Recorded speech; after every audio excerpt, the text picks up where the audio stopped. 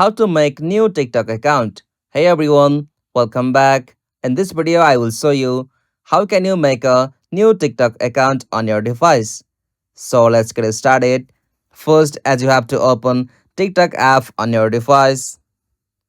After you open TikTok and from this sign up page, you'll have to just sign up or create a new TikTok account. For that, you can simply provide your new phone number, your email address, continue with your Facebook, Apple or Google ID. Simply choose any options like you can choose your phone number, email, Facebook, Apple account or Google account. Right now, I'm going with the option continue with my Google account. Or let's tap on continue. After you select your Google account, tap on continue. And from your, you'll have to just set your birthday. Simply set your birthday here.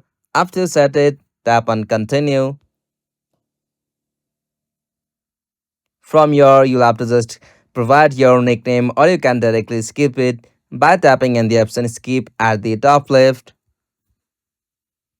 Alright, as you can see, this is the easiest and simplest method like you can create a new TikTok account from your device. If you found this video helpful, please don't forget to give a like and subscribe to our YouTube channel for more quick and short tutorial like this.